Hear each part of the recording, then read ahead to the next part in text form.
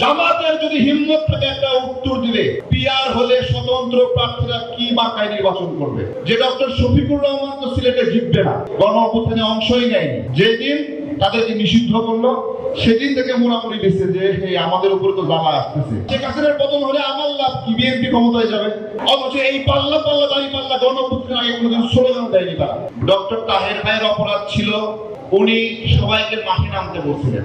ওনার এই আহ্বান জানানোর বিষয়ে জামাত ইসলামের লোকেরা গোয়েন্দা সংস্থাকে জানাই দিচ্ছে, ওনাকে গ্রেফতার করে নিয়ে গেছে। এখন নিজেদের শহীদের তালিকা দিতে পারে না, এখন বলে সকল শহীদ তাদের শহীদ। মুক্তিযুদ্ধের বিরোধী শক্তি তারা একটা ইফতার মাহফিলে ডক্টর শফিকুর রহমান বক্তব্য দিয়েছিলেন যে আমরা শেখ হাসিনার সঙ্গে আওয়ামী লীগের সঙ্গে যুদ্ধ করতে চাই না, অনিয়ারে বক্তব্য দিয়েছেন। আজকে তাদের গলা ফুইলা এরকম লম্বা হয়ে গেছে। কি বলতেছে? পিআর ছাড়া নির্বাচনে যাব না।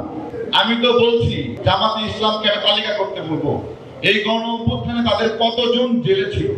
ছিল একজন, ডক্টর তাহের ভাই। ডক্টর তাহের ভাইয়ের অপরাধ ছিল উনি সবাইকে মাঠে নামতে বলছিলেন।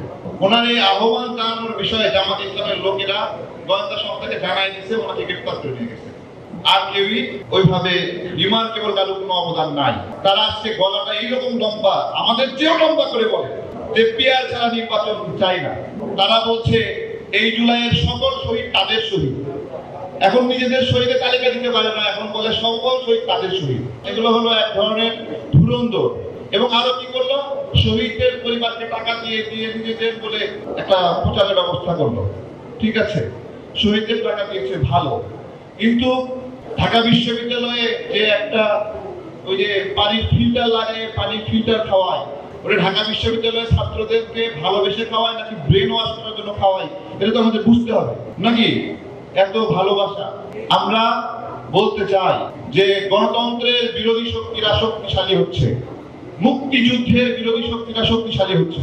তাদের বয়ান হলো এতদিন আপনারা অনেক মুক্তিযুদ্ধ নিয়ে বলেছেন, আর মুক্তিযুদ্ধ নিয়ে বলবেন না। এখন মুক্তিযুদ্ধ নিয়ে জামাত প্রশ্ন করবে আর আমাদেরকে উত্তর দিতে হবে। এইরকম একটা অবস্থানে নিয়ে গেছে যে ওরা প্রত্যেকটা মুহূর্তে মুক্তিযুদ্ধকে অসম্মান করবে আর প্রত্যেকটা মুহূর্তে আমাদেরকে উত্তর দিতে হবে। মুক্তিযোদ্ধারা বেকায়দায় আছে, পেরেশানিতে আছে। যে মুক্তিযুদ্ধ মানে হয়তো আওয়ামী লীগ, তাদের কর্মসংস্থান, ব্যবসা বাণিজ্য সবকিছু অনিরাপদ। আমরা যে লড়াই করেছি, এই লড়াইয়ের মধ্যে যুগপৎ নামে একটা আন্দোলন ছিল। যুগপৎ আন্দোলনের উপরে হামলা হবে, মামলা হবে, পেরেশানি হবে। এই কারণে কিছু কিছু দল যুগপৎ আন্দোলনের অংশই হয়, বলেছে আমরা আমাদের মতো আন্দোলন করবো, কিন্তু যুগপৎ আন্দোলনের এক দফা আন্দোলনে শরীক হবো না। তার বলছে না, বলছে যে যুগপৎ আন্দোলনে আমরা থাকবো না, এভাবে বলছে। তাদের গলা লম্বা হয়ে যায়, নির্বাচনের তারা বড় স্টেক হোল্ডার, ভাগ খুঁজতেছে একটা একটা করে, কে কে তার বন্ধু, কে কে তার টাকা দিয়ে কেনার চেষ্টা করতেছে। একটা শব্দ আওয়াজ করে নাই।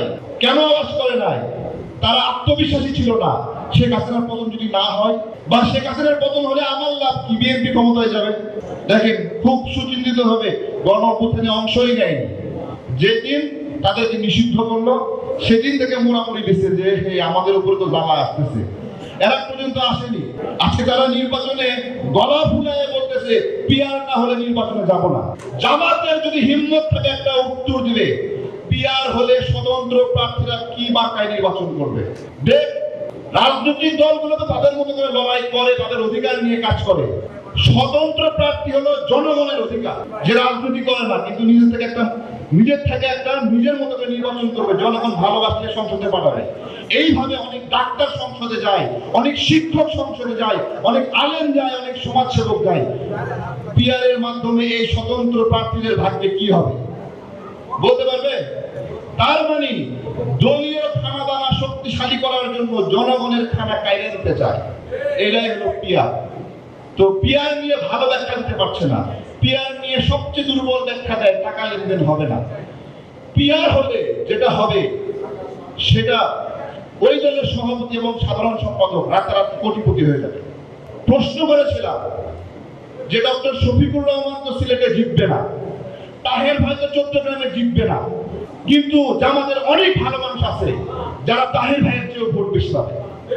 জামাতে অনেক ভালো মানুষ আছে যারা ডক্টর শফিকুর রহমানের চেয়ে ভোট বেশি পাবে, মাসুদ সাহেবের চেয়ে ভোট বেশি পাবে।